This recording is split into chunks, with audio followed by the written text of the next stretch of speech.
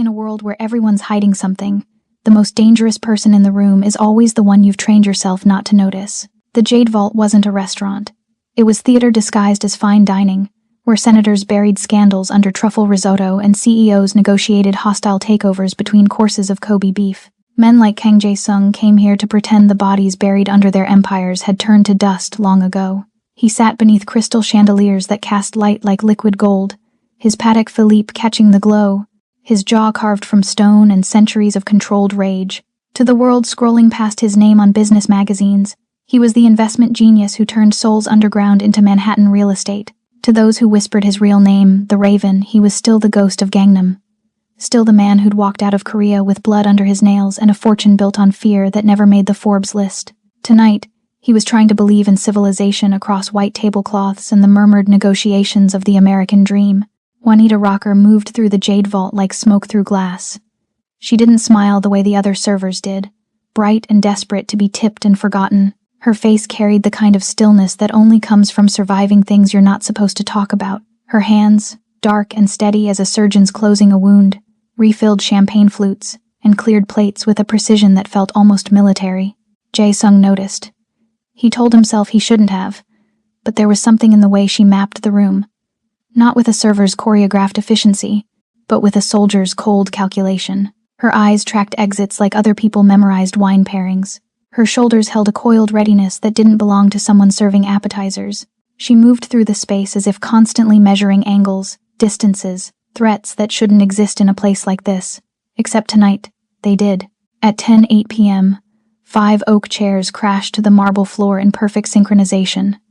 By 10:09, the metallic shing of drawn blades cut through Vivaldi and small talk. The sanctuary of luxury became a confined killing floor, and the only thing standing between a mafia boss and a very public execution was a woman no one had bothered to truly see. But to understand how a waitress became the only reason Kang Jae-sung lived to see another sunrise, you need to know that Juanita Rocker wasn't born in the back rooms of New York restaurants. She was forged somewhere the government doesn't admit exists, in the kind of black site facilities where they send people who are too good at killing to ever live normal lives again, where your past gets erased and your future becomes a weapon. And Jae-sung, the Raven of Seoul, he'd spent 15 years believing money and fear made him untouchable. Tonight, 5 operatives from the Dragon's Claw triad, men with specialized training and a blood debt older than his American empire, were about to teach him the difference between feared and invincible. Welcome back, my beautiful souls and kindred spirits. Before we dive in, go ahead and subscribe, like, and drop a comment telling me where you're watching from. It genuinely warms my heart to see our little family of story lovers stretching across the world. Every click, every share, every bit of love you give helps us keep uncovering these unforgettable tales together. So find your quiet corner, get comfortable, and let me take you somewhere you've never been before. The crystal didn't shatter. It exploded. One moment, the Jade Vault hummed with the low frequency of wealth and whispered deals. The next, the world became edges and violence wrapped in the metallic taste of adrenaline. Juanita's body reacted before her mind could interfere. The sharp bite of danger hit her senses familiar, almost nostalgic, and her center of gravity dropped low as chaos bloomed around her like a deadly, perfect flower. 5 men in tactical black, weapons drawn with the confidence of those who'd killed before and expected it to be easy, poured through the room with military precision. Every instinct Juanita had spent 3 years burying came screaming back to life. But these weren't amateurs storming a restaurant, and the man they'd come to kill wasn't cowering. Jae-sung moved like violence poured into a tailored suit. The first operative lunged, and Jae-sung's hand shot out faster than a man wearing cufflinks should move, catching the attacker's wrist and twisting with brutal efficiency. Bone cracked like a gunshot. The blade clattered across marble. Jae-sung drove his knee into the man's ribs, then his elbow into his throat. The operative went down hard, blood spreading across Italian leather shoes that cost more than most people's rent. 2 more closed in from opposite sides, coordinated, professional. Jae-sung pivoted left, avoiding the first man's grab, and caught the second by the jaw, his fingers finding pressure points with the precision of someone who'd ended lives long before he learned to negotiate mergers. The man's eyes rolled back. Jae-sung released him, letting him drop like a puppet with cut strings, then spun into the first attacker with a kick that connected with devastating, practiced force. This wasn't a businessman defending himself. This was the Raven of Seoul, and he'd never stopped hunting. but the remaining two had flanked him perfectly, blades raised, patient and deadly, waiting for the kill shot. Juanita moved. She grabbed the serving tray from her hands and hurled it like a discus. It caught the left operative across the temple, staggering him backward. Then she was closing distance, fluid and fast, snatching a wine bottle from the nearest table. She didn't throw it. She smashed it against the bar's edge in one smooth motion and drove the jagged glass into the second man's weapon hand. He screamed. The blade fell. She swept his legs with a kick that belonged in a dojo, not a dining room, and he crashed into a table that splintered under his weight like kindling. The last man standing swung his weapon toward her. Jae-sung was already there, catching the blade mid-swing and twisting it upward as it discharged not a gun, but close enough. He drove his forehead into the man's face, a vicious headbutt that shattered cartilage, then ripped the weapon free and used it as a club, bringing it down on the operative's skull with brutal finality. Silence fell like a curtain dropping on a violent play. 5 bodies lay broken across the floor. Jae-sung stood among them, chest heaving, suit torn at the shoulder, a thin line of blood trickling from his hairline down his temple. He looked like a god of war dressed for a shareholder meeting, and Juanita stood frozen across from him, realizing with cold clarity that she hadn't saved him at all. He'd been managing just fine. Their eyes met across the wreckage, across overturned chairs and spilled wine that looked too much like blood. His gaze was dark, burning, something in it that made her breath catch in her throat. Not gratitude, not relief. Something hungrier, something far more dangerous. "You fight well," he said, voice rough with adrenaline and something else. "But you hesitated. That last man, you left him for me." Juanita opened her mouth, closed it. She had hesitated, just for a fraction of a second. Her body had recognized him as something equal, not someone who needed saving, but someone who'd already saved himself. Jae-sung stepped over bodies like they were furniture, moving toward her with predatory focus. Blood stained his expensive cufflinks. His jaw was set. He looked magnificent and terrifying and utterly, dangerously alive. "Who are you?" Not a question. A demand. "Someone who should have stayed invisible," Juanita said quietly. Too late for that. He was close now. Close enough that she could smell sandalwood cologne mixed with gunpowder and violence. Close enough to see the way his pulse beat in his throat.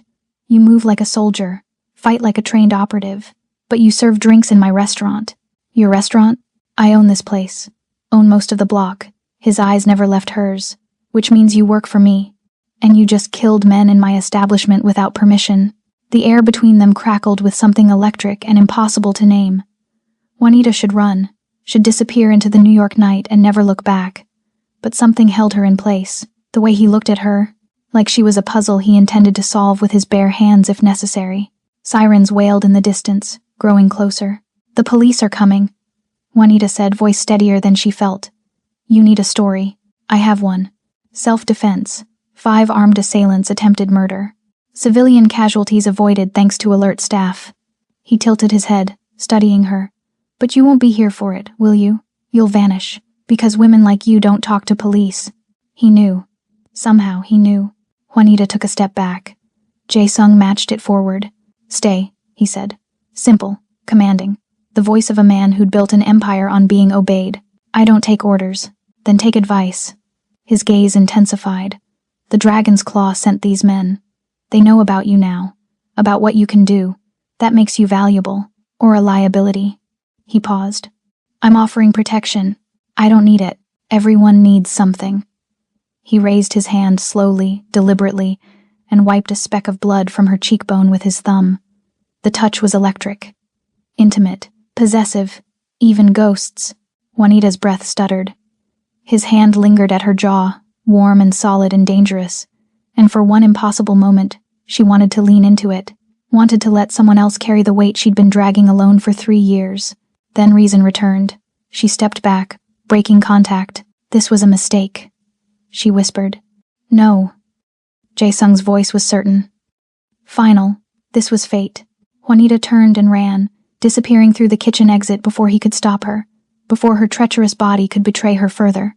But she felt his gaze on her back the entire way. Hot, possessive, inevitable. Like a predator watching prey he'd already decided to claim. 48 hours after the Jade Vault became a crime scene, Jae-sung sat in his penthouse watching the city sprawl below like a circuit board of sin and ambition. The media had feasted on the story with their typical hunger for violence dressed in wealth. Billionaire investor survives brutal assassination attempt. 5 attackers dead. Heroic self-defense. His lawyers had crafted the narrative with surgical precision, turning carnage into a triumph of justice. But Jae-sung wasn't thinking about optics or public perception or the carefully orchestrated press conference his team had staged. He was thinking about her, Juanita Rocker. The name felt like a lie sitting on his tongue, artificial and constructed. Everything about her was carefully built fiction, and he'd confirmed that within 6 hours of her disappearance. No employment history before 2019, no paper trail leading backward into a past that should exist for every American citizen, no digital footprint beyond the ghost-thin identity of a woman who served drinks and collected tips and vanished into the margins of a city too busy to notice. She was smoke wearing a uniform, moving through his world like she had every right to be invisible. He'd spent 2 days tracking her, using resources that could find anyone, anywhere. The kind of network that made privacy a quaint illusion for everyone except, apparently, her. His head of security, Min Ho, had finally delivered results an hour ago, standing in this same penthouse with the exhausted satisfaction of a man who'd moved heaven and digital earth. The woman from the restaurant, Min Ho had said, setting a tablet on the glass desk between them. She quit via text 3 hours after the incident. No forwarding address, no explanation. But our people spotted her in Koreatown yesterday. Place called the Brass Lantern, dive bar on the edge of the district. She's tending bar there now. Jae-sung had smiled then. Cold and predatory. Still hiding in plain sight. Still serving drinks. Pouring liquor for strangers. Playing at invisibility as if she could erase what he'd witnessed. As if he could forget the way she'd moved through violence like it was choreography she'd been born knowing. As if their synchronized dance of death hadn't branded itself into his memory with the permanence of scar tissue. There's more, Min Ho had continued, swiping to a photograph.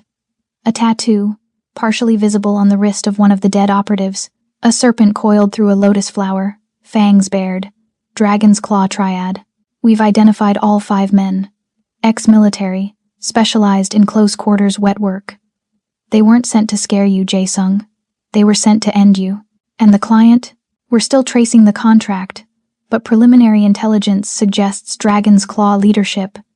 There's been tension since you acquired the shipping routes through Busan. They're calling it territorial encroachment. Min Ho had paused, choosing his next words with care. This isn't going to be the last attempt.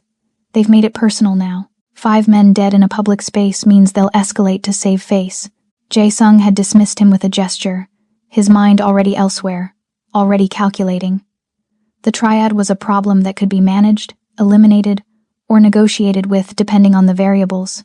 But Juanita Rocker, the woman who fought like she'd been trained by ghosts and vanished like she'd never existed, she was the equation he couldn't solve. And Kang Jae-sung had built an empire by refusing to leave mysteries unresolved. Now, he stood and buttoned his suit jacket, the charcoal fabric settling against his shoulders with the weight of armor. The drive to Koreatown would take 30 minutes through evening traffic. 30 minutes to plan his approach, to decide whether he was pursuing a potential asset or chasing an obsession that had nothing to do with strategy, and everything to do with the way her eyes had locked with his across blood-spattered marble. He drove himself, piloting the Mercedes through neon-lit streets that pulsed with life and desperation in equal measure. This was his kingdom. Not the boardrooms where men pretended violence was a metaphor, but these streets where power spoke in languages the city's elite pretended not to understand. Korean script glowed on storefronts, restaurants steamed with the scent of home cooking, and small shops sold dreams to immigrants who traded one struggle for another, believing American soil would make the weight easier to carry. The Brass Lantern occupied a corner lot, its flickering neon sign half dead, the L and the completely dark. Inside, the air smelled like stale beer and cigarette smoke that had seeped into the walls over decades. A handful of regulars hunched over drinks at the bar, nursing wounds that had nothing to do with physical violence and everything to do with surviving in a city that ate the weak. And behind the bar, moving with that same hypnotic grace that had first caught his attention, was Juanita. She looked up when he entered, their eyes locking across the smoky, dim interior. And Jae-sung felt it again, that electric jolt of recognition, of 2 predators sizing each other up, deciding whether to fight or something far more dangerous. She didn't look surprised, just resigned, like she'd been expecting him, like she'd known the moment she'd revealed herself that invisibility was no longer an option. He crossed the room in measured strides and sat at the bar, The wood was scarred and sticky, decades of spilled drinks creating a topography of forgotten nights. She approached slowly, cautiously, like someone approaching a caged animal that might or might not still be restrained. "Whiskey," he said, his voice cutting through the low murmur of the bar's other patrons. "The expensive kind you keep for people who actually matter." Her lips twitched, almost a smile, the first genuine expression he'd seen her wear. "We don't have expensive anything here, Raven." The use of his real name sent a thrill through him, dark and possessive. She knew. She'd known who he was from the beginning, which meant her presence at the Jade Vault had been deliberate, calculated. The mystery deepened. "Then give me whatever helps people forget," he said. She poured bottom-shelf bourbon into a glass that had seen better decades, slid it across the scarred wood. Her fingers brushed his when he took it, and the contact was brief but electric, sending heat racing up his arm. He saw her register it too, the slight widening of her dark eyes, the almost imperceptible catch in her breath. "You shouldn't be here," Juanita said quietly, her voice pitched low enough that only he could hear. "They'll be watching you, following you. Coming here puts me in the crosshairs. You've been in the crosshairs since you decided to intervene." He took a sip of the bourbon. It was harsh, cheap, burned, going down in a way that expensive liquor never did. "The Dragon's Claw knows about you now. Knows what you can do. That makes you valuable or a liability, depending on how they choose to perceive the situation. I can disappear. You tried that already. I found you in 48 hours. He leaned forward, elbows on the bar, closing the distance between them. "How long do you think it'll take trained operatives with a vendetta and unlimited resources?" She was silent, her jaw tight, her hands gripping the edge of the bar with enough force that her knuckles went lighter beneath her brown skin. He could see the war playing out behind her eyes, the calculation, the risk assessment, the stubborn pride that wanted to refuse his help simply because accepting it meant admitting vulnerability. "What do you want?" she finally asked. "The truth. Who you are. Why you were at the Jade Vault that night. How a woman serving drinks moves like a trained killer." He paused, letting the questions hang in the smoke-filled air. "And then I want you to work for me. I don't work for people like you." "People like me?" His smile was cold, dangerous. "You don't even know what kind of person I am. I know enough. I know you've built an empire on fear and violence, and money laundered through legitimate businesses. I know the Raven of Soul has a body count that would make most serial killers look like amateurs. I know you're exactly the kind of man I spent 3 years trying to escape." Her voice was steady, but he heard the tremor underneath, the exhaustion of a woman who'd been running too long. "And yet you saved my life." That was instinct, muscle memory. It didn't mean anything. It meant everything. He stood, moving around the bar with deliberate intent, invading her space until they were separated by inches instead of the wooden barrier. She didn't back away, didn't flinch, just tilted her chin up to hold his gaze. Defiant, magnificent. "The Dragon's Claw came for me, and you revealed yourself to keep me alive. That makes you involved whether you want to be or not. They'll come for you now, to eliminate a witness, to tie up loose ends, to send a message about what happens to people who interfere in triad business. Then I'll handle it. Alone? Running from city to city, bar to bar, always looking over your shoulder, waiting for the knife you don't see coming?" He raised his hand, slowly, giving her time to pull away, and brushed his thumb across her cheekbone. Her skin was warm, soft, and he felt her shiver under the touch. "Or you could accept my protection, my resources, and help me find the person who broke my security and gave the Dragon's Claw access to the Jade Vault. You think it was an inside job? I know it was. That restaurant is a fortress. 5 men with specialized weapons don't just walk in without help." His hand slid from her cheek to the curve of her jaw, tilting her face toward his. "Someone in my organization betrayed me. Someone close enough to know my schedule, my security protocols, my blind spots. I need someone I can trust to help me find them." "You don't trust me." "No," he admitted, his voice dropping to barely above a whisper.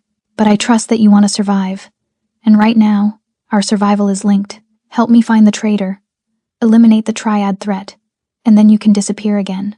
I'll give you resources, new identity, enough money to vanish so completely that even I won't be able to find you." She searched his face, looking for the lie, the manipulation, the trap. He let her look, kept his expression open, honest in a way he rarely allowed himself to be, because the truth was more complicated than a simple business transaction. The truth was that he'd been obsessed with her since she'd vanished into the night, that he dreamed about the way she'd moved through violence with deadly grace, that he wanted to unravel every secret she was hiding and claim them all for himself. "And what happens after we find your traitor?" she asked. "Then we're even. You saved my life. I'll give you yours back." Just like that? Just like that. Another lie. Because he knew with bone-deep certainty that he would never let her go. But she didn't need to know that yet. First, he needed her cooperation, her skills, her presence in his life for long enough that she'd stop seeing him as the enemy and start seeing him as something far more dangerous, a partner. Juanita exhaled slowly, and he watched the decision crystallize in her eyes. "I don't work for you. We're partners, equals. I lead the investigation into your security breach, and you provide resources and protection. When it's done, we walk away clean." Agreed. He extended his hand, formal, businesslike, sealing the deal. She took it, her palm warm against his, her grip firm and strong. The handshake lasted longer than it should have, both of them holding on, feeling the current of something unspoken and inevitable running between them. "My car's outside," he said. "We start tonight." She nodded, untying her apron and tossing it onto the bar. As they walked toward the exit, side by side, Jae-sung felt the first stirrings of something he hadn't experienced in years. Not just desire, though that was certainly present, burning in his veins like liquid fire, but something deeper, more complex. The sense that this woman, this ghost who fought like a demon and vanished like smoke, might be the only person in the world capable of understanding the darkness he carried, and that made her either his salvation or his destruction. He was looking forward to finding out which. The safe house existed in the kind of neighborhood where people learned not to ask questions. Tucked between a Korean bathhouse and a storage facility in Flushing, the building's exterior suggested abandonment, graffitied walls, boarded windows, the aesthetic of urban decay. But the moment Jae-sung's palm touched the biometric scanner hidden behind a loose brick, everything transformed. The steel door that looked rusted was military grade. The interior was pristine, minimalist, luxury wrapped in cutting-edge security. Juanita stepped inside and felt the weight of surveillance settling over her skin like a second layer of clothing. Cameras in the corners, motion sensors disguised as smoke detectors, bulletproof glass on windows that appeared normal from outside. This wasn't a safe house. It was a fortress designed to look like nothing worth noticing. "You built this?" she asked, her voice echoing in the stark white entrance hall. "I own 17 properties like this across the city. Places to disappear when disappearing becomes necessary." Jae-sung moved past her, his presence filling the space with controlled energy. He shrugged off his suit jacket, draping it across a chair that probably cost more than her monthly rent at the apartment she'd abandoned 3 cities ago. Beneath the jacket, his dress shirt clung to shoulders that spoke of discipline and violence kept leashed. "The bedroom's upstairs, bathroom stocked. You'll find clothes in the closet, various sizes. Help yourself. Clothes? You'll be staying here. Safer than a hotel, more secure than any place you could rent on short notice." He moved to a console embedded in the wall, his fingers dancing across a holographic interface. Screens materialized in the air, displaying security feeds, financial data, encrypted communications. "We have work to do." Juanita should have argued, should have insisted on maintaining separation, but exhaustion was a weight pressing down on her bones. She'd been running for 3 years, sleeping light, always ready to move. The promise of safety, even temporary, was a temptation she couldn't quite resist. "I need to see your security protocols," she said instead of arguing. "Access logs, personnel files, financial records for anyone with clearance to the Jade Vault's upper floors. Already pulled them." He gestured to one of the floating screens. "Everything's here. But first, I need to know what I'm working with. Your skill set, your background. Why a woman who moves like a trained operative was serving drinks in my restaurant. Does it matter? It matters if I'm trusting you with information that could destroy me." He turned to face her fully, and the intensity of his gaze made her breath catch. "I'm opening my empire to you, Juanita. Or whatever your real name is. The least you can do is tell me who you are. The least you can do." As if truth were a small thing, easily given. As if her past weren't soaked in blood and government denial and the kind of operations that disappeared from official records before they ever existed. "My real name is Juanita," she said slowly. "That part's true. The rest, Rocker, isn't my birth name. That came later, after I finished my contract with a program that doesn't officially exist. Domestic security operations. The kind where you're trained to infiltrate, extract, eliminate threats to national security without leaving evidence behind. Black Ops. Something like that. Except we operated on American soil, against American targets. Citizens the government decided were too dangerous to arrest, too connected to prosecute, too valuable to kill, obviously. She wrapped her arms around herself, suddenly cold despite the climate-controlled temperature. I was recruited young, 17. Told I had aptitude for violence and a face that made people underestimate me. They trained me for 3 years, then deployed me for 5. By the time I turned 25, I had 17 confirmed kills and a psychological profile that suggested I was one operation away from a breakdown. Jae-sung listened without interruption, his expression unreadable, his body utterly still. So I disappeared, Juanita continued. Faked my death during an operation in Miami, used contacts I'd made to build a new identity, decided to become invisible, to serve drinks and blend into the background and never use those skills again. Her laugh was bitter, hollow. That lasted 3 years before I ended up in your restaurant and everything I'd buried came crawling back. Why save me? His question was quiet, genuine curiosity without judgment. Because I'm tired of watching people die. Because for once I could use what they made me into for something other than murder. She met his eyes. Because you looked at me like you saw past the uniform, and I hadn't felt seen in a very long time. The confession hung between them, raw and dangerous. Jae-sung moved closer, each step deliberate, predatory, until he stood within touching distance. This close, she could see the faint scar above his left eyebrow, smell the sandalwood and something darker beneath it, feel the heat radiating from his body. I do see you, he said, his voice rough with something that wasn't quite desire but held similar edges. I saw you that night. Not the waitress. Not the ghost. You, the woman who fights like death itself, and then vanishes because she's terrified of being found. I'm not terrified. You're petrified. His hand rose slow enough that she could stop him, and cupped her jaw with a gentleness that contradicted everything she knew about the Raven of Soul. Because being seen means being vulnerable, and you've survived this long by never letting anyone close enough to hurt you. She should pull away. Should reinforce the professional boundaries they'd theoretically established. But his touch was warm, solid, anchoring her in a way she hadn't realized she needed. Her breath came shorter, her pulse racing beneath her skin. This is a mistake, she whispered. Probably. His thumb traced her lower lip, a feather-light touch that sent electricity racing down her spine. But I'm very good at turning mistakes into opportunities. For a moment that stretched like eternity, they stood frozen in the space between decision and action. Then Juanita made a choice. She stepped back, breaking contact, creating distance because her body was screaming at her to do the opposite. If we're going to work together, she said, her voice steadier than she felt. We need boundaries. This whatever this is, it complicates things. Everything worth having is complicated. But he didn't pursue her, didn't push, just smiled with dark satisfaction, as if her retreat were a victory instead of rejection. Fine, professional boundaries, for now, but Juanita, understand something. He moved to the holographic screens, his back to her, his shoulders tight with controlled tension. I'm a patient man. I've built an empire by knowing when to wait and when to strike. And right now, waiting is the strategic choice. But when we find the traitor and eliminate the triad threat, those boundaries you're so desperate to maintain, they're going to disappear. It wasn't a threat. It was a promise. And God help her. She wanted to believe him. Wanted to let the darkness she'd been carrying alone find an equal in his. Wanted to stop running long enough to feel what it might be like to be claimed by someone as dangerous as herself. Instead, she moved to the screens and began pulling up security logs. Show me your access records for the week before the attack. Anyone who entered the Jade Vault's restricted floors. Anyone who had knowledge of your schedule.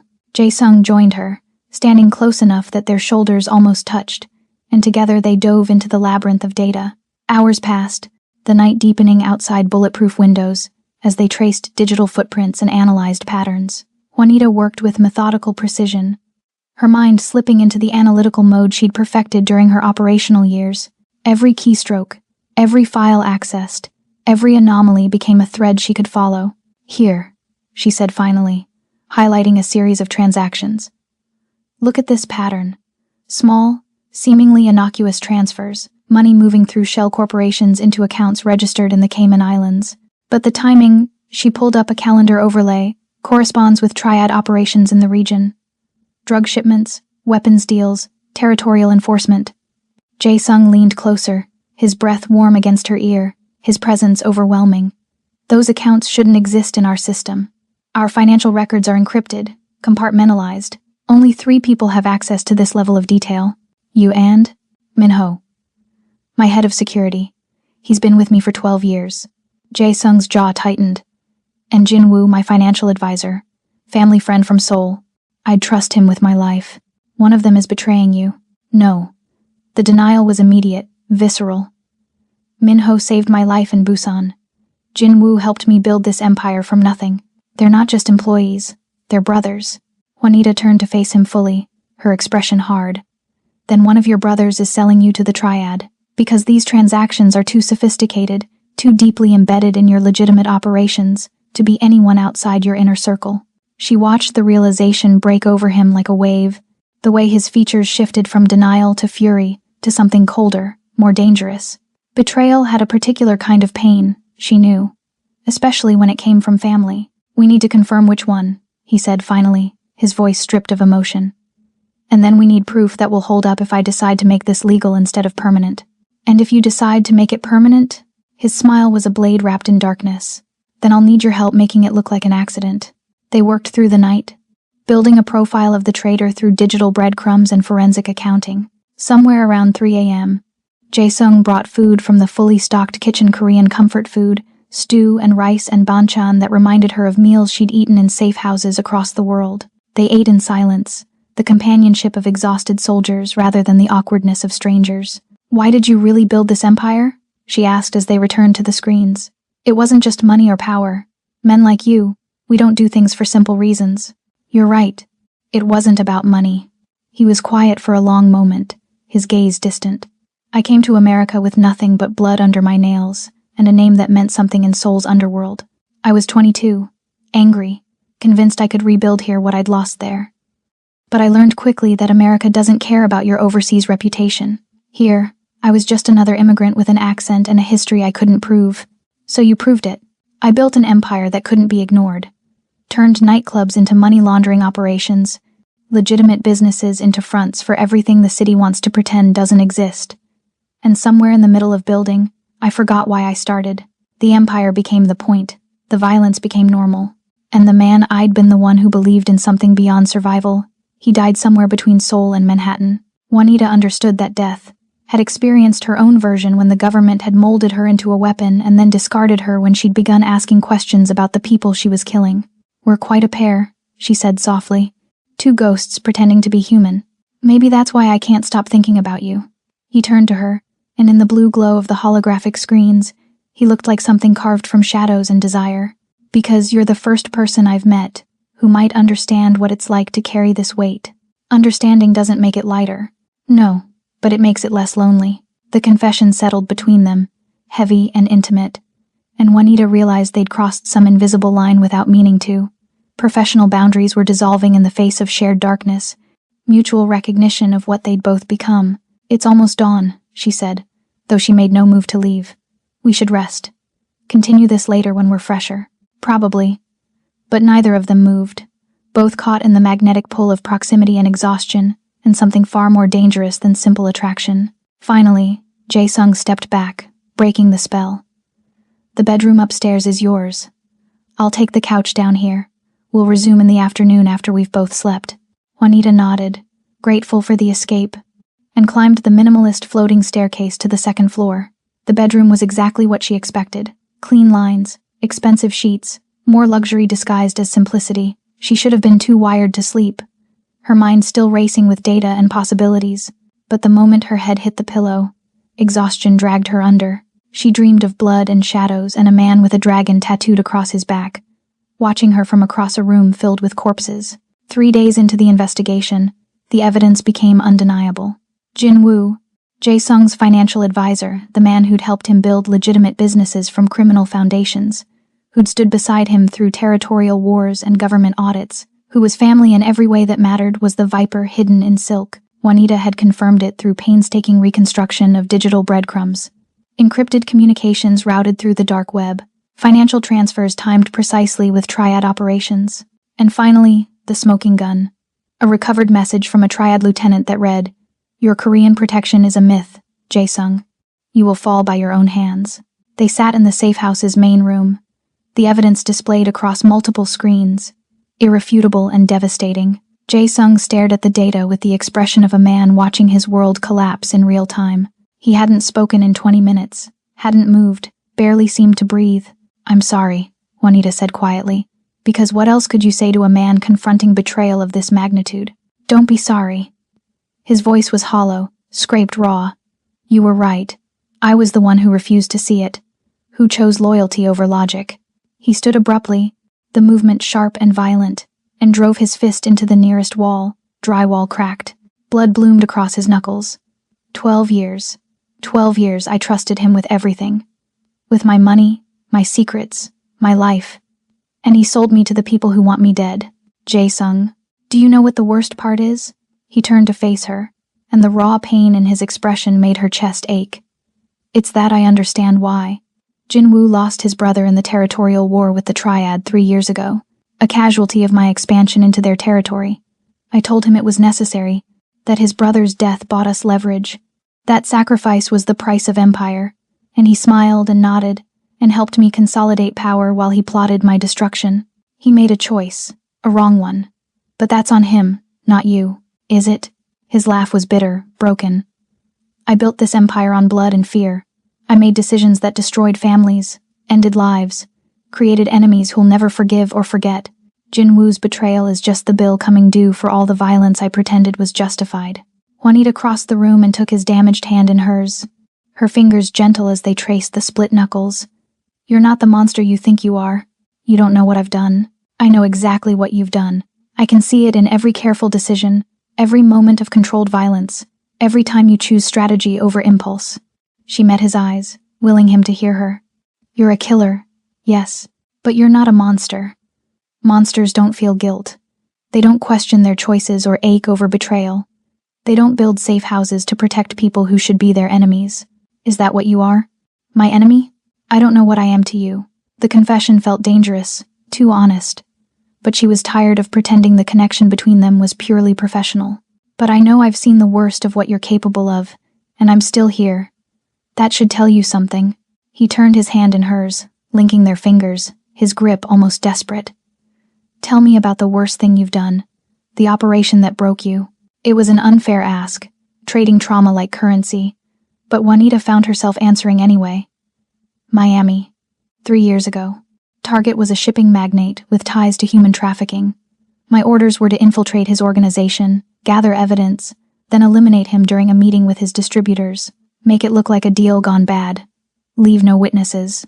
But when I got there, I realized the distributors were just street-level dealers. Kids mostly, desperate and stupid, and in over their heads. My handler told me the orders stood. Eliminate everyone. Secure the operation, I argued. He threatened to pull my extraction. Leave me burned in hostile territory unless I completed the mission. Jae-sung's jaw tightened. You did it. I killed the target and 2 of his actual lieutenants, but the kids I let them scatter. Fired into the walls, created chaos, gave them time to run, then I faked the scene to look like I'd followed orders. Her voice dropped to barely above a whisper. My handler knew, called me soft, told me I was done after debriefing. That's when I realized I'd become something I didn't recognize, a weapon that questioned its purpose, so I disappeared before they could retire me permanently. You saved them, the kids. I don't know if I saved them or just delayed their destruction, but I couldn't kill them, couldn't cross that line and remain human. She squeezed his hand. That's the difference between us and actual monsters, Jae-sung. We still have lines we won't cross, still carry the weight of the lines we've already crossed.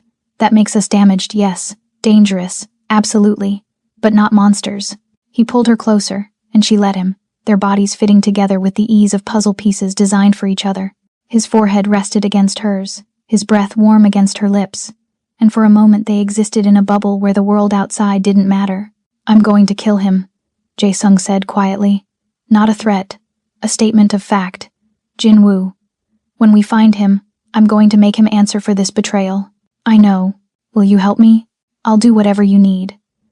Another dangerous confession, but she meant it. Somewhere between analyzing data and sharing trauma, she'd stopped seeing him as a client or a temporary partner. He'd become something else entirely, something that terrified her more than any operation she'd ever run. What I need, he murmured, his lips almost brushing hers, "is to stop thinking about betrayal and death and empire for just one moment. What I need is to feel something other than rage. Jae-sung, tell me to stop." His hand slid to the small of her back, pulling her flush against him. "Tell me this is unprofessional, that we're breaking the boundaries you insisted on, that this is a complication we can't afford. Tell me, and I'll stop." But Juanita couldn't form the words, couldn't summon the logic that would push him away, because she needed this too. Needed to feel something warm and alive and human after 3 days of dissecting betrayal and planning violence. Needed to touch something real instead of the ghosts they'd both become. So instead of refusing, she closed the final distance between them and kissed him. The kiss was nothing gentle. It was fury and desperation and 3 years of running colliding with 12 years of building empires on blood. His hands tightened on her body, one sliding up her spine to tangle in her hair, the other gripping her hip with enough force to bruise. She responded with equal intensity, her fingers digging into his shoulders, pulling him closer, deeper, trying to crawl inside his skin and share the darkness that was threatening to consume them both. They broke apart, gasping, foreheads pressed together, both trembling with the force of what they'd unleashed. "This changes things," she whispered against his mouth. "Everything's already changed." He kissed her again, slower this time, but no less intense. "The moment you saved my life, Juanita, the moment I decided I wasn't letting you vanish, this was always inevitable." She knew he was right, had known it from that first locked gaze across blood-spattered marble.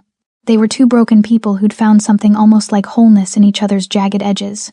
It wasn't healthy. Probably wasn't safe. Definitely wasn't smart. But it was real. And that was more than either of them had experienced in longer than they could remember. The safe house's bed was a sanctuary wrapped in expensive sheets, and the kind of darkness that made confession easier. They'd made love with the desperate intensity of two people who'd been alone too long, who'd carried too much weight, and finally found someone strong enough to share it. Now they lay tangled together, sweat cooling on skin, hearts gradually slowing to something approaching normal rhythm. Jae-sung traced patterns across Juanita's bare shoulder, his touch reverent in a way that contradicted everything she knew about the Raven of Soul. This close, in the aftermath of intimacy, he looked younger, almost vulnerable, the hard edges of his control softened by satisfaction and something deeper. "I've been thinking," he said quietly, his voice rough with exhaustion and emotion, "about what happens after we find Jin-woo, after we eliminate the triad threat." "Don't." Juanita pressed her finger to his lips, silencing him. "Don't make plans for a future that might not exist. Let's just have this. Right now, without thinking about tomorrow. You think we won't survive? I think we're both too damaged to build anything lasting." She shifted to face him fully, her dark eyes serious. "I think you'll eventually realize I'm a reminder of your worst moments, and I'll realize you. T-was, continue, were too much like the life I was trying to escape. Or," he countered, his hand sliding to cup her jaw, "we'll realize we're the only people in the world who understand each other completely, the only ones who can look at our darkness and not flinch." Before she could respond, his phone shattered the intimacy with a harsh vibration against the nightstand. Jae-sung grabbed it, his expression shifting to business mode with practiced ease. "Min-ho," he said, answering. Then his entire body went rigid. "When? Are you certain?" A pause. "No, don't approach him. I'm coming in." He ended the call and was out of bed immediately, reaching for his clothes with military efficiency. Jin-woo's disappeared. Min-ho went to his apartment for a scheduled briefing and found it abandoned. But he left something behind. A message addressed to me. Juanita was already dressing, her body moving on autopilot. Could be a trap. Almost certainly is. He pulled on his shirt, his movements sharp with controlled fury. "Which is why you're coming with me. I need your eyes on this." They arrived at Jae-sung's headquarters, a legitimate investment firm occupying 3 floors of a Manhattan high-rise 20 minutes later. Min-ho met them in Jae-sung's private office, his expression grim. He was a compact man in his 40s, scarred and efficient, with the look of someone who'd seen violence and learned to speak its language fluently. "It was sealed with your private cipher," Min-ho said, handing Jae-sung a heavy envelope. "Security footage shows Jin-woo entering his apartment 2 days ago but never leaving. We think he used the maintenance tunnels to disappear." Jae-sung opened the envelope with careful precision. Inside was a single sheet of paper with an address in Brooklyn and a message written in Korean. Juanita couldn't read the characters, but she saw the way Jae-sung's face drained of color. "What does it say?" she asked. "Come face the consequence of your choices, brother. The dragon awaits in the place where your empire was born. Come alone. Or watch your city burn. Jae-sung's voice was hollow, mechanically reading a script that had already been written. It's the warehouse where I processed my first shipment into American ports, where I built the foundation of everything I own. It's an ambush, Juanita said flatly. He's luring you into triad territory with enough firepower to end you permanently. I know. But Jae-sung was already pulling up blueprints of the warehouse on his office computer, analyzing entry points and sightlines with the focus of a man planning war, which is why I'm bringing a small team. Elite operators. We go in prepared for the worst. No. Juanita moved between him and the screen, forcing him to look at her. You go in and you're playing into exactly what they want. You take a team and you start a war that'll spill into the streets and get civilians killed. There's a better way. I'm listening. She pulled up her own encrypted connection, bypassed his security with ease that made Minho tense, and brought up a completely different set of schematics. We don't go in like warriors. We go in like ghosts. I have contacts, people who owe me favors from my operational days. We can position tactical support in the shadows, invisible until needed. You walk in like they expect, arrogant and alone. But you won't be. That's suicide. It's strategy. She leaned across the desk, her voice intense. You want Jin-woo to confess? To give you the information you need about triad leadership structure before you end him? Then you need him confident. Thinking he's won. The moment you show up with obvious backup, he'll detonate whatever trap he's prepared and we'll get nothing. Minho looked between them, his expression skeptical. And who is this woman you're trusting with your life? Jae-sung? She appears at the restaurant, coincidentally skilled enough to save you. Now she's running operations from your private office? She's with me, Jae-sung said simply. That's all you need to know. With all due respect, that's not enough. Not when your life's on the line. Juanita understood the security chief's suspicion. In his position, she'd be asking the same questions. My name is Juanita Rocker. I'm former covert operations, domestic security. I've been off the grid for 3 years. Your boss and I have a mutual interest in seeing the Dragon's Claw eliminated and his traitor exposed. That's the extent of our relationship.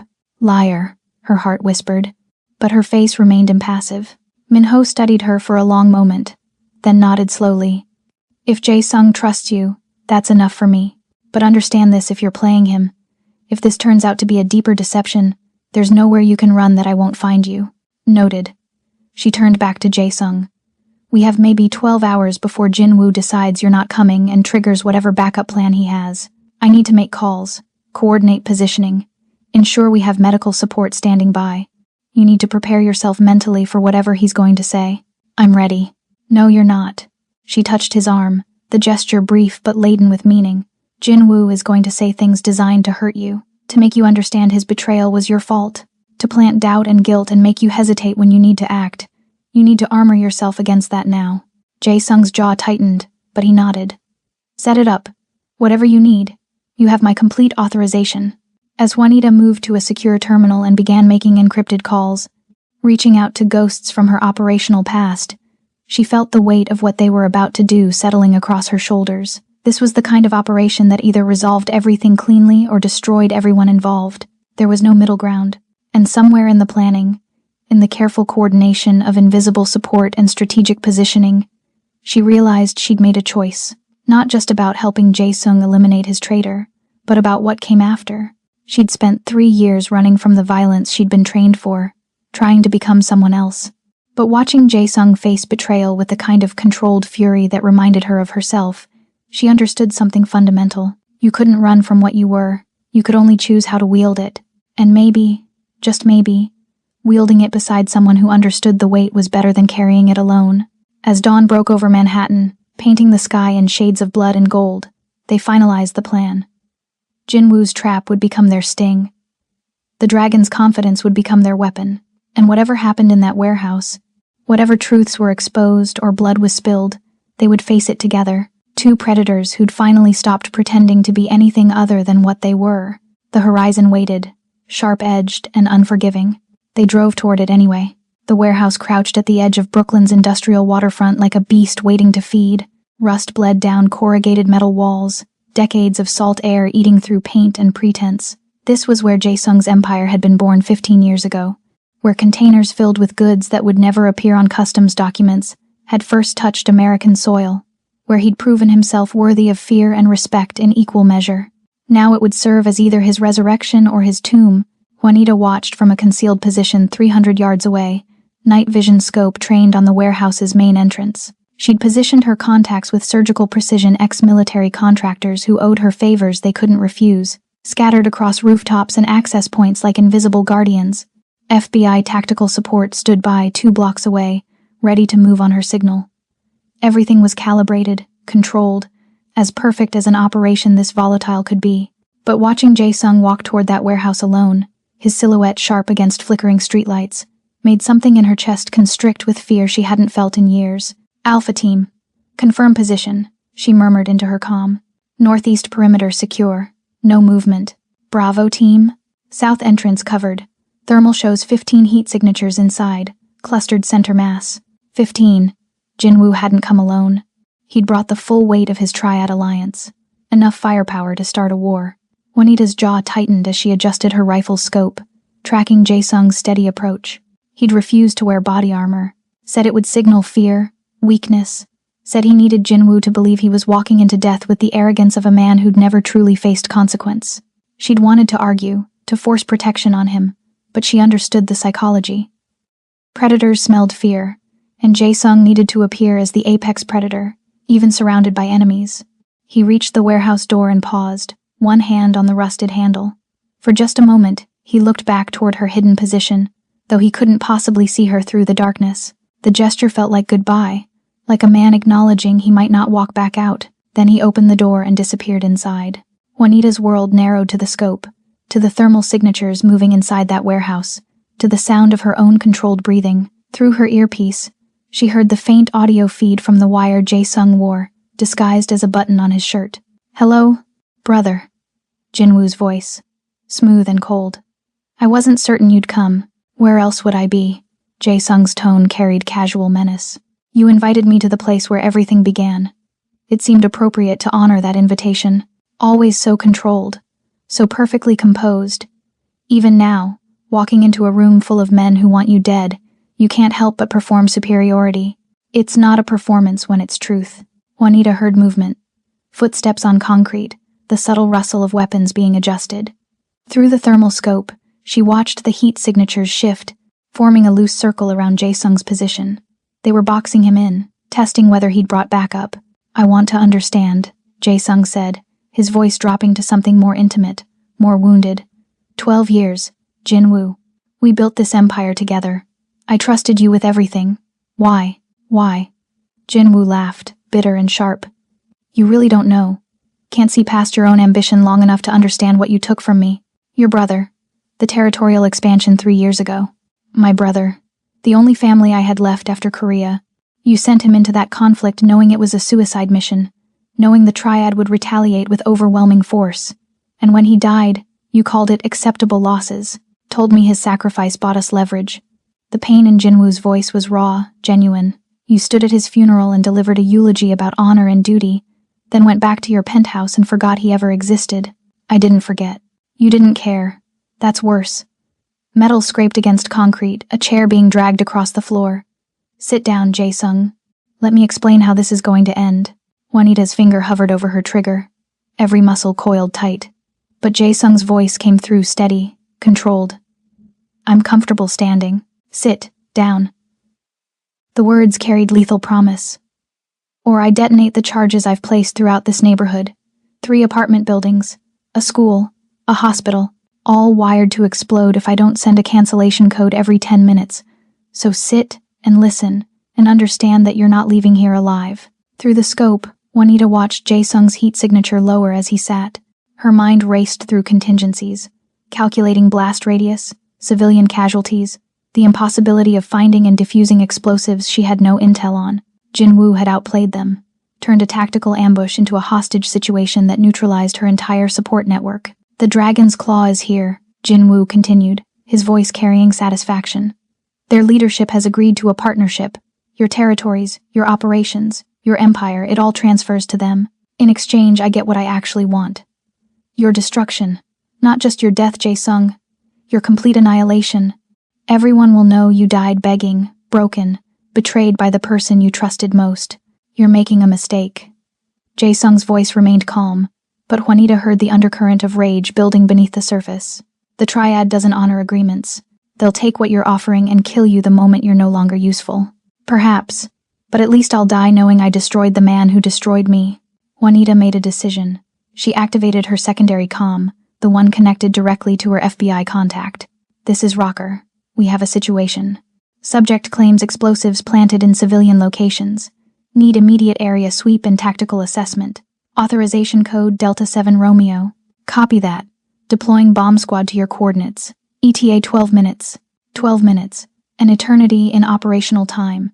Anything could happen in 12 minutes. Jinwoo could execute Jae-sung, detonate his charges, disappear into the night. She needed to accelerate the timeline, force the confrontation before Jinwoo was ready. Inside the warehouse, she heard Jae-sung speak again. Before you kill me, answer one question. Was any of it real? The friendship, the brotherhood, the years we spent building something from nothing. It was real. Jinwoo's voice cracked slightly. That's what makes this hurt so much.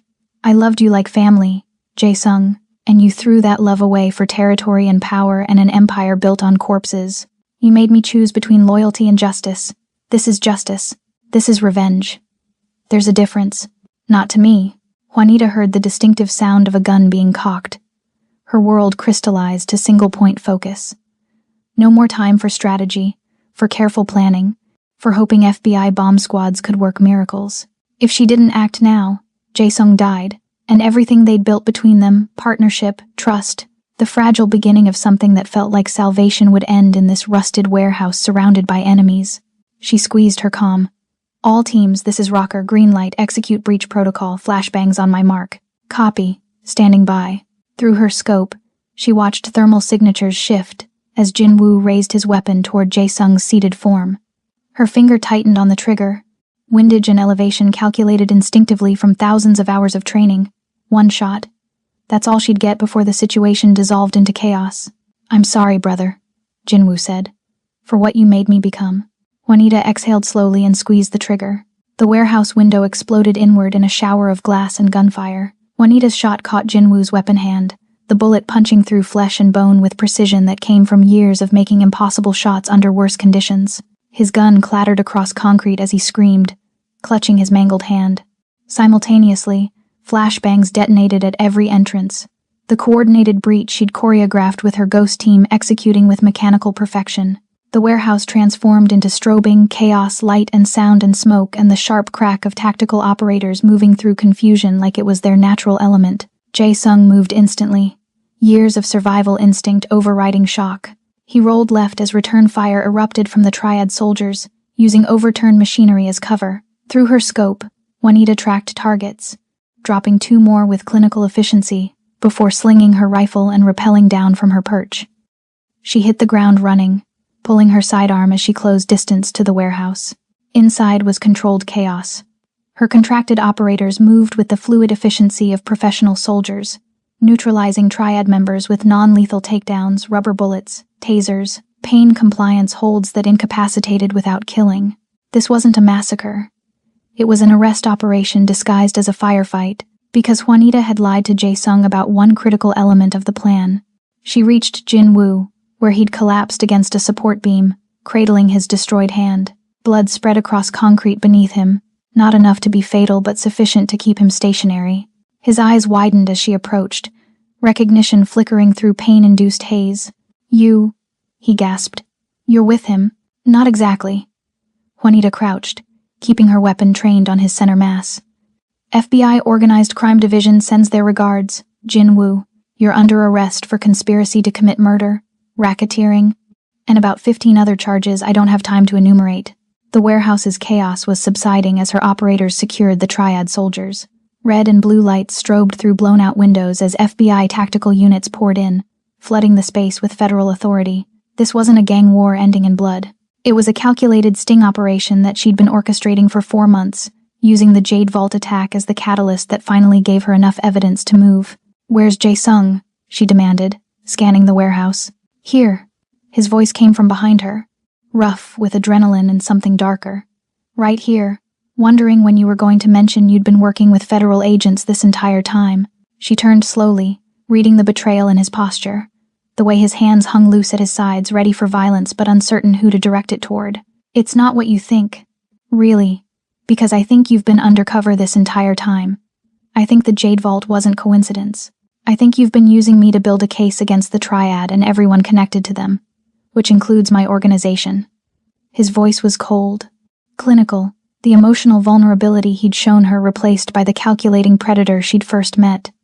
I think everything between us was part of your operation. No. She took a step toward him. He took one back.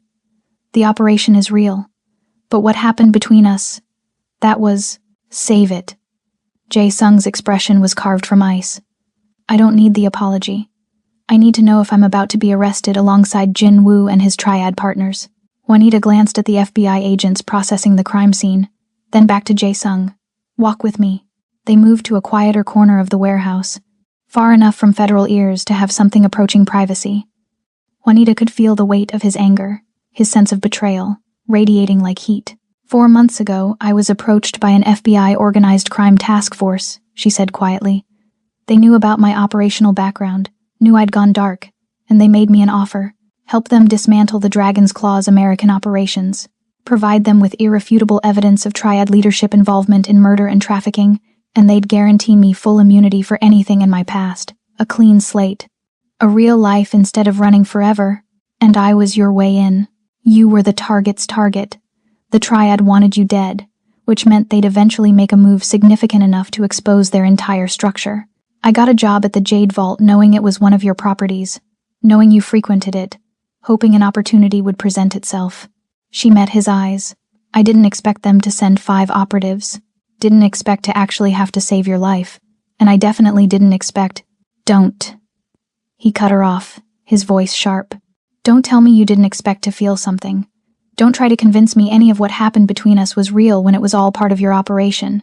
It wasn't part of the operation. She grabbed his arm, forcing him to look at her. Yes, I was working with the FBI. Yes, I used the Triad's obsession with destroying you to gather evidence. But what I felt, what we became to each other, that was never part of the plan. That was me being stupid and reckless and falling for someone I had no business wanting. How convenient. The undercover agent falls for her mark. That's not a story, Juanita. That's a cliché. It's the truth. She released him, suddenly exhausted. And if you can't see that, if you honestly believe I would share what I shared with you, tell you things I've never told anyone, let you see the worst parts of who I am, all as part of some elaborate deception, then you don't know me at all. Jae-sung was silent for a long moment, his expression unreadable. Around them, FBI agents were loading Jin Woo and the Triad soldiers into transport vehicles. The warehouse that had witnessed the birth of his empire was becoming the scene of its partial dismantling. What happens now? He finally asked. Jin Woo and the Triad leadership go to federal prison for the rest of their lives. Your organization. She paused, choosing words carefully. My case was never about you. The FBI wanted the Triad. They got the Triad.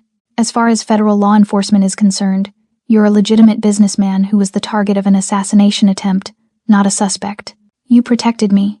I protected us. She stepped closer, close enough to see the war playing out behind his eyes. I could have built a case that implicated you. Lord knows there's enough evidence if I'd wanted to look. But I didn't want to. I wanted you safe, free, alive.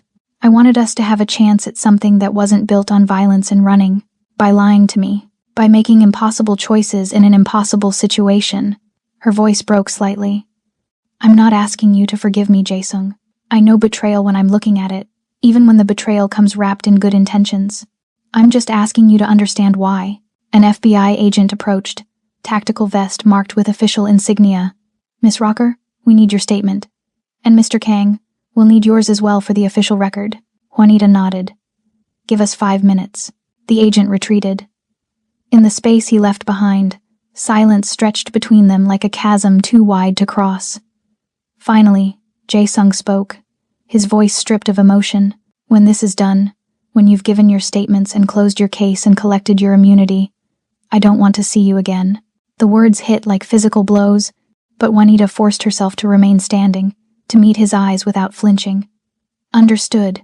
Everything we had, everything I thought we were building, it's over.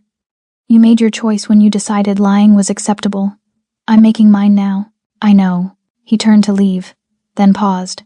looking back over his shoulder. For what it's worth, I believe you. I believe you fell for me despite the operation. I believe what we had was real.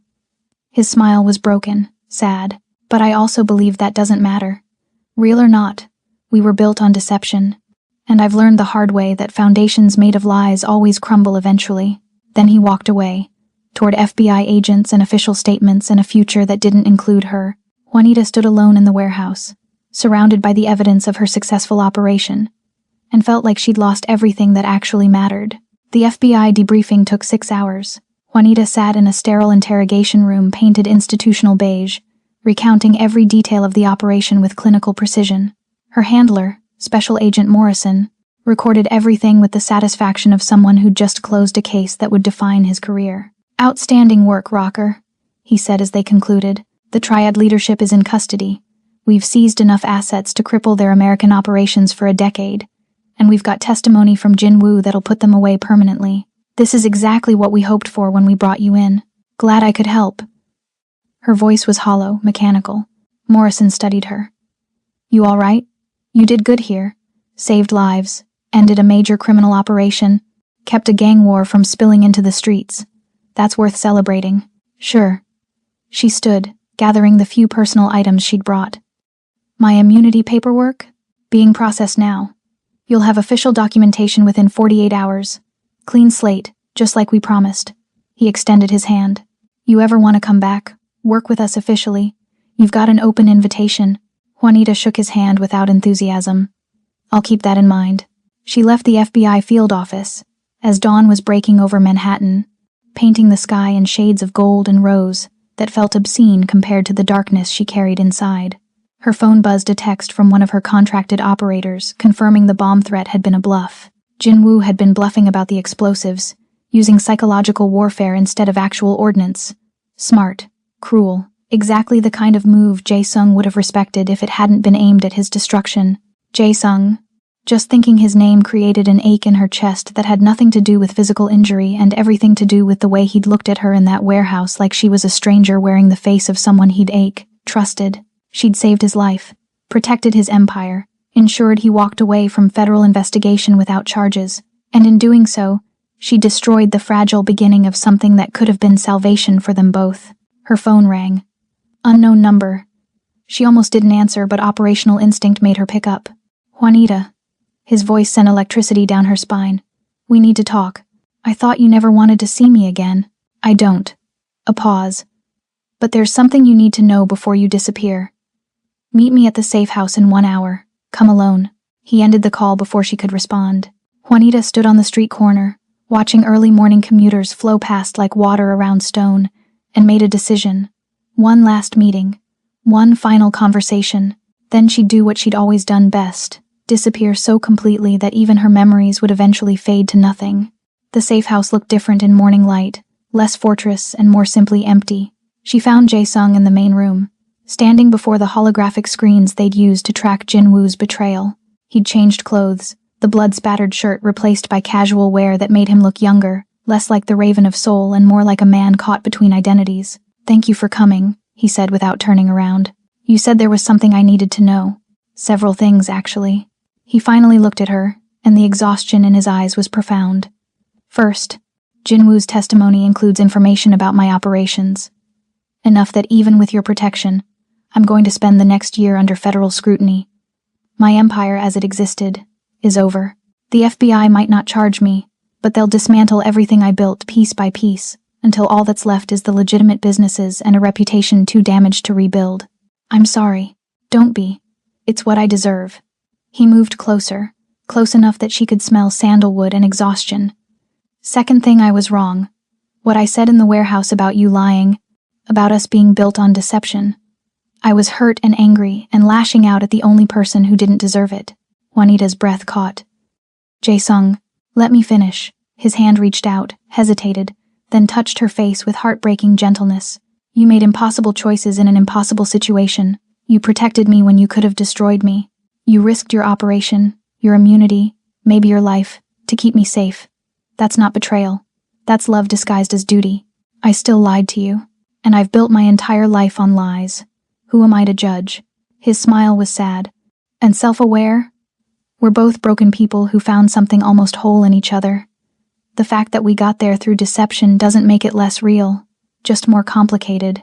What are you saying? I'm saying that the man I was, the Raven of Soul, the empire builder, the killer hiding behind legitimate business, he's dead. Jinwoo killed him when he proved that everything I'd built could be destroyed by someone I loved. He pulled her closer, until their foreheads touched, until she could feel his breath against her lips. But maybe that death is freedom. Maybe it's a chance to become someone who doesn't need empire or fear or power to feel whole. Someone who could build a life with a woman who understands darkness because she carries her own. Jae-sung, I'm not. You're scared. I know. I'm terrified too. But we've survived everything else by being brave when being smart would have meant running. So be brave with me one more time. Come with me. Leave this city that knows us as ghosts and killers. Start somewhere new where we can be whoever we choose. Juanita wanted to say yes. Wanted to sink into the promise he was offering, the fantasy of redemption and second chances. But reality crashed against desire like waves against stone. I can't, she whispered. I've spent 3 years trying to become someone other than a weapon, and I just spent 4 months being exactly that weapon for a different master. I don't know who I am anymore, Jae-sung, and until I figure that out, I can't be what you need. You're exactly what I need. No, I'm what you want. There's a difference. She stepped back, breaking contact because staying close made rational thought impossible. You need time to grieve the empire you lost, to figure out who Jae-sung is without the Raven. And I need time to decide if I'm capable of being something other than the weapon they made me into. Maybe when we've done that work separately, independently, we can find each other again and see if what we feel survives reality. And if it doesn't, then at least we'll know we tried on our own terms instead of clinging to each other because we're both afraid of being alone. Jae-sung was silent, processing, calculating whether to push or accept her logic. Finally, he nodded. How long? I don't know. 6 months? A year? However long it takes for us to become people who can build something lasting, instead of 2 broken survivors holding each other together through sheer will. That's a long time. It's necessary. She allowed herself one last touch, fingers tracing his jaw, memorizing the angles of his face.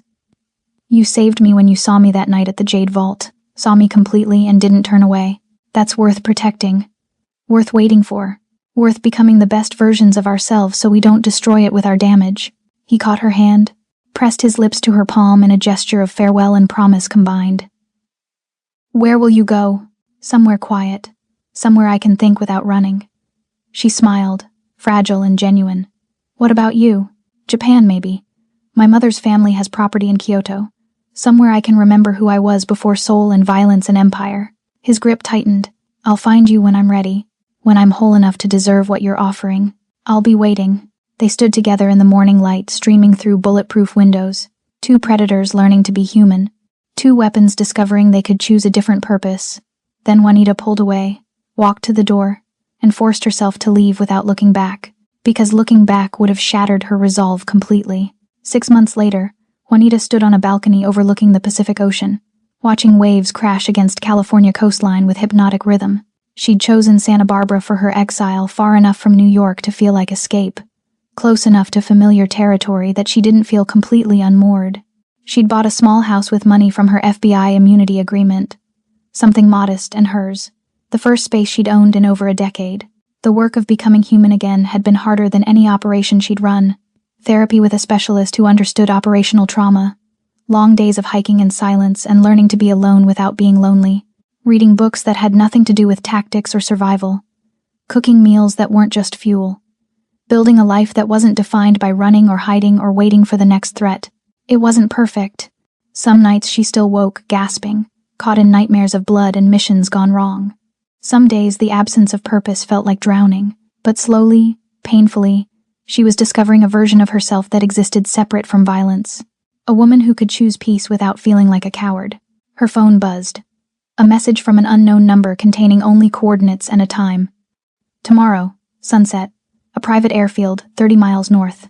She smiled, something warm and real unfurling in her chest. The airfield was small, private, the kind of place where people with resources and need for discretion conducted business away from official channels. Juanita arrived early, watching the sky shift through shades of amber and rose as the sun descended toward the horizon. A sleek private jet touched down precisely on schedule, and her heart kicked against her ribs with anticipation and fear combined. Jae-sung emerged from the aircraft, looking transformed. The ruthless edges of the Raven had softened into something more human, more accessible. He wore simple clothes, moved with easier grace, carried himself without the constant calculation of threat assessment. But when his eyes found hers across the tarmac, the intensity remained that fundamental recognition of kindred spirits that had drawn them together in blood and chaos. "Hi," he said as he reached her. The simplicity of the greeting almost absurd after 6 months of silence. "Hi yourself." She studied him, cataloging changes. "You look different." "I feel different. Lighter. Like I finally stopped carrying weight I was never meant to hold." He smiled, and it reached his eyes in a way it never had before. "Japan was good. Quiet. Gave me time to remember what it felt like to be just a man instead of an empire. And I like being just a man. Especially if that man gets to build a life with a woman who understands why empire was so seductive in the first place." Juanita felt tears prick her eyes, sudden and unexpected. "I've missed you. Every day. Even when I knew separation was necessary. I missed you so much it physically hurt." "I know. I felt the same." He closed the distance between them, cupping her face with hands that had killed but now held only gentleness. "But the missing made this moment possible. Made it so when I tell you I love you. I'm not saying it from a place of desperation or survival. I'm saying it because you're the only person I want to share my life with. Now that I've figured out what that life should be, I love you too." The words felt like freedom instead of surrender. Not the Raven, not the ghost. You. The man who's brave enough to choose peace after a lifetime of war. He kissed her then, soft and deep and full of promise, the kind of kiss that spoke to futures instead of stolen moments. When they broke apart, both breathless, he gestured to the jet. "I have something to show you, a proposal, if you're interested." They boarded the aircraft, and Jae-sung pulled up holographic displays showing property listings. A vineyard in Sonoma Valley, acres of land, existing structures that could be renovated, potential for building something beautiful from the ground up. "I want to make wine," he said, the confession almost shy. "Something that requires patience and care, and waiting for things to grow instead of forcing immediate results through violence. Something honest." Juanita laughed, surprised and delighted. A mafia boss turned winemaker? A man building a life with the woman he loves. He took her hand. "I want to do this with you. Build something together that isn't founded on empire or operations or anyone's agenda, but our own. I want to wake up next to you without wondering if today's the day someone comes to kill me.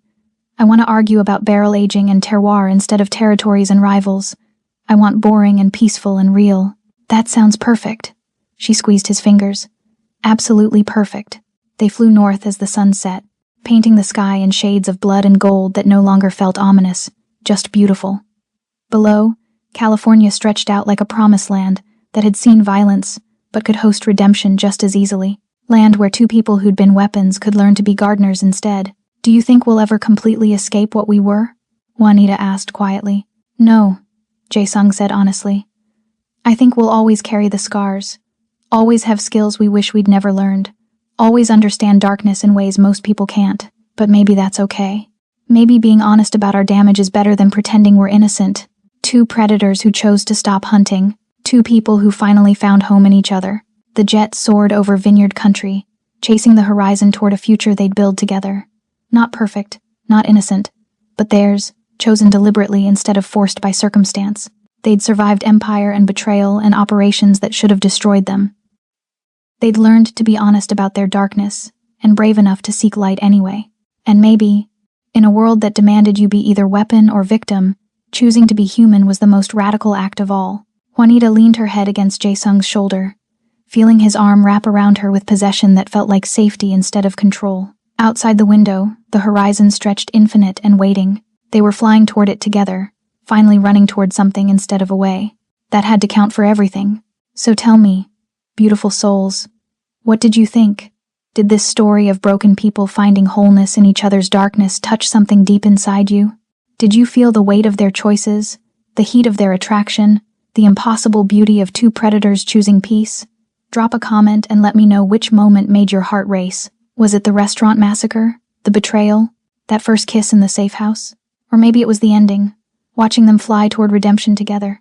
I want to hear from you because your thoughts, your feelings, your connection to these characters, that's what makes storytelling magic. And if this story left you hungry for more dark romance, more dangerous men, and the fierce women who match them, hit that subscribe button, smash that like, share this with someone who understands that the best love stories aren't about perfection. They're about two damaged people brave enough to build something real from the wreckage. Because we've got more stories waiting in the shadows, more tales of forbidden desire and dangerous devotion, and I don't want you to miss a single one. Until next time, my kindred spirits, remember that sometimes the most dangerous thing you can do is choose to be loved exactly as you are, darkness and all. Stay beautiful, stay brave, and I'll see you in the next story.